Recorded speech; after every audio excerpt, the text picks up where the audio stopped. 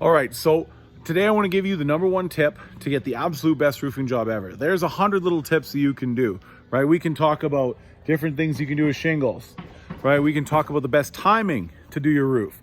We can talk about how to hire the best crews. We can talk about how to qualify the right shingle brands. We can talk about the tools that you can use, what kind of nail guns or nails, whether you should use ring shanks or, we can talk about the underlayments and how the underlayment affect. We can talk about ventilation, right? We can talk, like, we have these, there's 100 tips. So I'm gonna give you the number one tip today. You're gonna get the number one tip to get the best job done on your roof, to have the absolute best roofing install. This is the number one tip, and I'm going to tell you, it doesn't have anything to do with the tools and components. You might think it is, right? But it's not like this. It's not about like using good vents like this.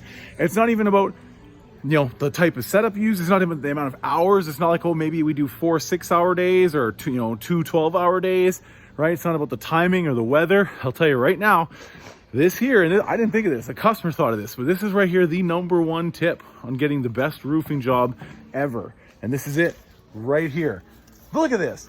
We got sticky buns, we got pretzel twists, we got cookies, pop, other pop, we got coffee with French vanilla creamer and a nice hot thermos. Like, this customer's a genius. That's how you do it, folks. That is the number one tip for getting the best roof job done.